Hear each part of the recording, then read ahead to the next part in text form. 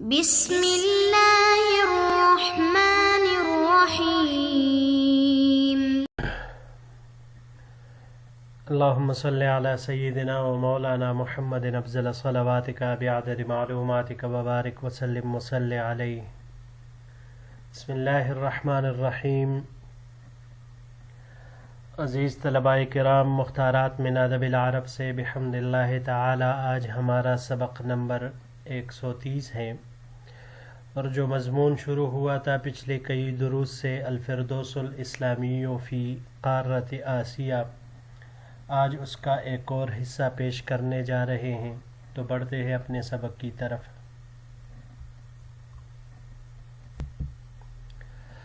پچھلے دروس میں ہم نے پڑھا کہ شہنشاہ اکبر نے کس طرح آخر میں نہ صرف یہ کہ خود مرتد ہوا، کفر کا مرتکب ہوا، بلکہ جبراً قہراً لوگوں کو بھی کفر پر لانے والا بنا۔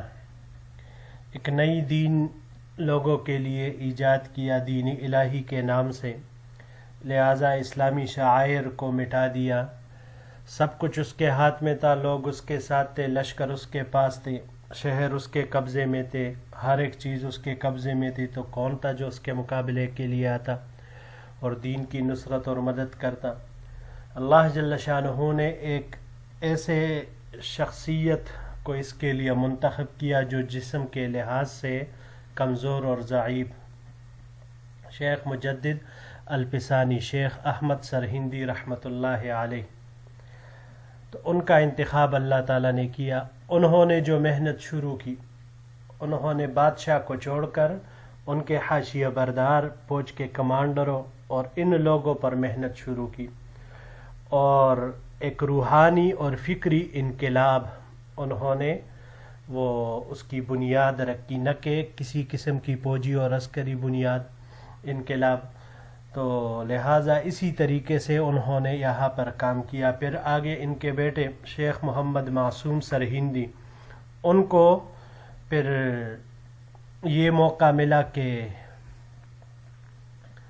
جہانگیر کے پوتوں میں سے ایک پوتوں کی تربیت ان کے ذمے لگا دی گئی، جس کا نام اورنگزیب تھا، جس کے بارے میں ہم نے تھوڑا سا یہ پچھلے درس میں پڑھا، باقی ان کے متعلق آگے آ رہا ہے۔ تو آگے اپنی بات کو جاری رکھتے ہوئے مصنف فرماتے ہیں، ھذا القبر الذی یأتی الیوم السیاح۔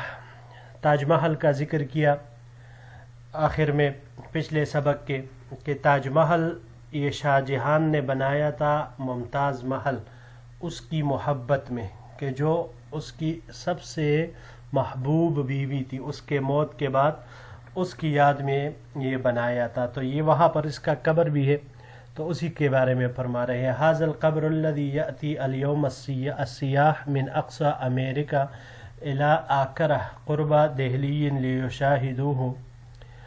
یہ قبر، یہ مقبرہ جہاں آج بھی سیاح وہ دور امریکہ سے آگرہ آتے ہیں، آگرہ جو دہلی کے قریب ہے، تاکہ اس کا مشاہدہ کریں، وَيَسْمَعُ قِصَّتَهُ وَهِيَ أَعْظَمُ قِصَصِ الْحُبِّ عَلَى الْإِطْلَاقِ، اور ان کی محبت کا قصہ سنیں جو کہ علی الاطلاق محبت کے قصوں میں عظیم قصہ ہے۔ لقد صدع موت هذه الزوجة الحبیبة الامبراطور العظیم۔ محبوب بیوی کی موت نے اس شہنشاہ کے دل کو پارا پارا کر دیا، فزہد فی دنیاہ لأنہا کانت ہی دنیا، لہٰذا اس نے اس کے بعد دنیا سے بے رغبتی اختیار کی، کیونکہ یہی بیوی ہی اس کی کل دنیا تھی۔ وحقر ملک الہند لأنہا کانت اعظم عندہ من ملک الہند، اور ہندوستان کے بادشاہت اس کی نظر میں ہیچ ہو گئی، کیونکہ اس کی بیوی اس کے ہاں ہندوستان کی بادشاہت سے کئی زیادہ محبوب اور عظیم تھی۔ وَلَمْ يَعُدَّ لَهُ أَرْبٌ بَعْدَهَا إِلَّا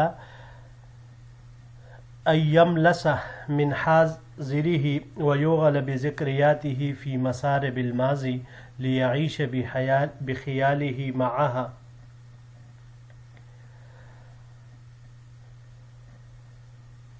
بیوی کے بعد اس کی کوئی حاجت نہ رہی، صرف یہ کہ زمانے کے حال سے نجات پالے اور ماضی کے جروکوں میں اپنے یادوں کے ساتھ گم ہو جائے، تاکہ اپنے خیال میں وہ اپنے اس بیوی کے ساتھ زندہ رہ سکے۔ وَيَسْتَرْوِحُ رِيَّاهَا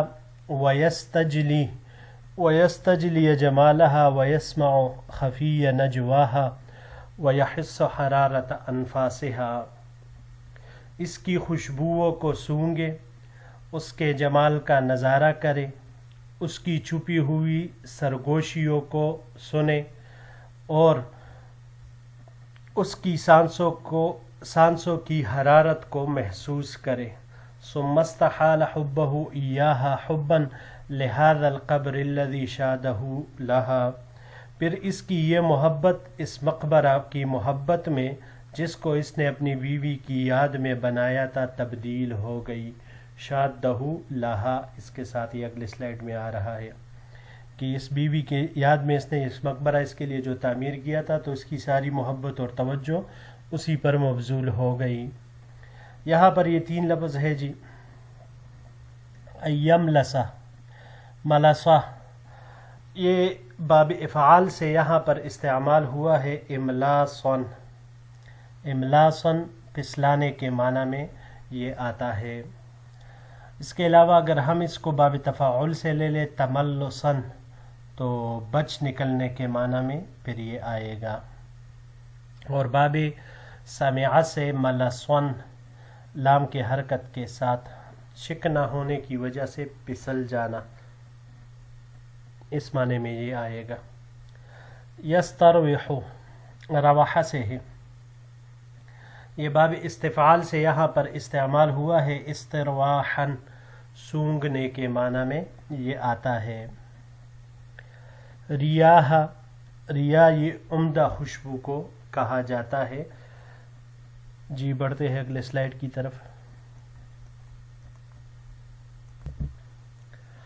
فجن به جنونا، تو پس وہ مجنون ہو گیا۔ وصار يحس في برودته حرارتها وفي جموده خطراتها وفي صمته حديثها، تو قبر اگرچہ بیوی کی اس کی ٹھنڈک تھی، بیوی کی قبر یہ ٹھنڈی تھی، لیکن پھر بھی وہ اس سے اس کی حرارت محسوس کرتا تھا۔ یہ قبر اگرچہ ساکن تھا، جمود تھا اس میں، لیکن پھر بھی وہ اس میں سے بیوی کی حرکتوں کو محسوس کرتا تھا، اور قبر اگرچہ خاموش تھی لیکن اس میں وہ اپنی بیوی کی باتوں کو محسوس کرتا تھا۔ وانصرف عن الملک وأهمله فوصب ابنه الأكبر فولي الملك إلا اسمه وتصرف بالأمر وحده، اپنے ملک سے اس نے حکومت سے منہ موڑا اور اس کی طرف سے غافل ہوا، تو بڑے بیٹے نے آ کر حکومت سنبھالی، صرف اس نام اس کا بادشاہ نہیں تھا، باقی تمام امور میں اکیلے تصرف کرنے لگا۔ ونازعه اخوته وجاء كل من امارته شجاع من بنغال ومراد بخش من الکچرات واورنگزیب هذا من الدکن واستطاع ان یغلبهم جميعا، تو بھائیوں نے جنگ چھیڑ دی، ہر ایک اپنی ولایت سے آیا، چنانچہ شجاع بنگال سے، مراد بخش گجرات سے، اور یہ اورنگزیب دکن سے آیا۔ اس میں اتنی طاقت تھی کہ سب پر غالب آ جائے، وینفرد بالامر، اور حکومت میں اکیلا ہو اور بلا شرکت غیر حکومت قائم کرے۔ ووضع اباہ فی قصر من قصور الملک، چنانچہ اورنگزیب نے اسی طرح کیا، حکومت سب کچھ اپنے ہاتھ میں لی، سب کچھ اپنے بھائیوں سے وہ حاصل کر لیا، اس پر غالب آ گئے، پھر اپنے والد کو شاہی محلات میں سے ایک محل میں ٹھہرایا، جعل له فیہا ما یشتہیہ من الفرش والطعام واللباس والحاشیۃ والجواری، جہاں پر اس کے لیے بچھونا، پوشاک، لباس، خشم و خدام، خوراک، تمام چیزیں جو وہ چاہتے تھے ان کے لیے مہیا کی. وجعل له حیال سریرہ مرآۃ اقیمت علی صناعۃ عجیبۃ لا تزال تدہش السیاح یرا منہا تاج محل. اور اس کے چارپائی کے پاس ایسی عجیب صنعت گری سے آئینہ نصب کیا کہ جو آج بھی سیاحوں کی آنکھوں کو خیرہ کرتا ہے کہ وہ چارپائی پر لیٹے لیٹے ہی دور سے تاج محل کا نظارہ کر لیتا تھا. علی البعد، دور سے، یعنی ہوتا یہ محل میں، اور اس آئینے کی خصوصیت تھی کہ اس میں وہ تاج محل اس کو دکھائی دیتا. وَهُوَ مُسْتَجِعٌ فِي سَرِيرِهِ كَأَنَّهُ أَمَامَهُ، تو وہ اپنے بستر پر لیٹا ہوتا تھا گویا کہ وہ اس کے آنکھوں کے سامنے ہے. وَكَانَ ذَلِكَ كُلُّ مَا بَقِيَ لَهُ مِن لَذَائِذِ دُنْيَاهُ، دنیا کی لذتوں میں سے ان کے لیے بس یہی سب کچھ تھا جو باقی رہ گیا تھا. بڑھتے ہیں اگلے سلائیڈ کی طرف. وَكَانَ جُلُوسُهُ عَلَى سَرِيرِ الْمُلْكِ سَنَةَ 1868 قبل 300 سنين. وكأني بكم تظنون أن هذا الملك الذي ربي بين كتب الفقه وأوراد النقشبندية سيدخل خلوته ويعمل من قصره مدرسة أو تكية. آپ کی تخت نشینی 1068 میں ہجری میں عمل میں آئی، یعنی آج سے 300 سال پہلے. یہ کتاب جس وقت یہ مصنف یہ سفر کر رہا تھا اس وقت کے حساب سے اس واقعے کو 300 سال ہو چکے تھے، تو انہوں نے یہ اس حساب سے لکھا ہے. وَكَأَنِّي بِكُمْ تَظُنُّونَ أَنَّ، اور گویا کہ میں تم لوگوں کو دیکھ رہا ہوں کہ آپ لوگ یہ گمان کر رہے ہو أَنَّ هَذَا الْمَلِكَ الَّذِي رُبِّيَ بَيْنَ كُتُبِ الْفِقْهِ وَأَوْرَادِ النَّقْشْبَندِيَّةِ سَيَدْخُلُ خِلْوَتَهُ، کہ آپ یہ گمان کرتے ہیں کہ یہ بادشاہ جو کتب فقہ اور نقشبندیہ کے اوراد میں تربیت دیا گیا ہے عنقریب خلوت گاہ میں داخل ہو جائے گا. وَيَعْمَلُ مِنْ قَصْرِهِ مَدْرَسَةً أَوْ تَكِيَّةً، اور اس نے اپنے شاہی محل کو ایک مدرسہ یا خانقاہ میں تبدیل کر دیا ہوگا. یصلی ویقرأ فی کتب الفقہ، نماز پڑھے گا اور کتب فقہ پڑھتا ہوگا. ویصیب امور الدنیا ویحملها زاہدا فیہا، اور اس نے امور دنیا کو جان بوجھ کر چھوڑ دیا ہوگا اور ان سے اعراض کرتے ہوئے اس کو مؤخر کر دیا ہوگا. کلا یا سادتو، ہرگز نہیں اے حضرات. وما هذه خلائق الاسلام، یہ اسلام کا مزاج اور اخلاق ہی نہیں ہے. ولا حظی طریقتی، اور نہیں یہ بہکی باتیں کرنا اسلام کا طریقہ ہے. ان العمل لاسعاد الناس واقامت العدل ورفع الظلم وجہاد الكافرین المفسدین فی الارض کل ذلك صلاۃ كالصلاة فی المحراب. لوگوں کی خوشحالی کے لیے، عدل قائم کرنے کے لیے، ظلم کو رفع کرنے کے لیے، زمین میں فساد مچانے والے کافروں کے خلاف جہاد کرنے کے لیے، یہ تمام ان کاموں کے لیے کوشاں رہنا، متحرک رہنا، یہ تمام اعمال ایسے ہیں جیسے نماز ہے. کالصلاۃ فی المحراب، جیسے محراب والی نماز ہے، یعنی ایسی نماز ہے جیسے نماز محراب میں ہوتی ہے. بل ہوا خیر من صلاۃ النفل وصوم التطوع وعدل ساعۃ افضل من عبادت 40 سنہ، بلکہ یہ نفل نماز اور روزے سے بہتر ہے اور تھوڑی دیر کا عدل 40 سالہ عبادت سے یہ بہتر ہے. بڑھتے ہیں آخری سلائیڈ کی طرف. لذلك ترونه لبس لأمة الحرب من أول يوم وكان يومئذ في 40 ونهز بنفسه. اس لیے آپ انہیں دیکھیں گے، یہ اورنگزیب بادشاہ کی بات کر رہے ہیں، کہ پہلے ہی دن سے کہ جب اس کی عمر 40 سال ہو چکی تھی انہوں نے جنگی زرہ پہنی اور یقضی علی الخارجین ویقمع المتمردین ویفتح البلاد ویقرر العدالة والامن فی الارض، باغیوں کی سرکوبی اور فسادیوں کی بیخکنی کے لیے بنفس نفیس میدان میں اترے اور شہر پر شہر فتح کیے اور زمین پر عدل اور امن کا دورہ کیا. وما زال ينتقل من معركة يخوضها إلى معركة ومن بلد يصلحه إلى بلد حتى امتد سلطانه من سفوح همالية إلى سيف البحر من جنوب الهند.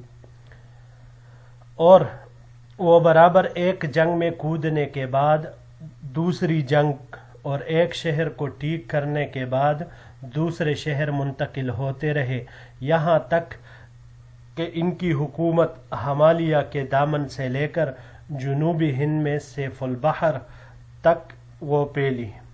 وقاد یملک الہند کلہا، اور قریب تھا کہ پورا ہندوستان ان کے قبضے میں آ جاتا. حتیٰ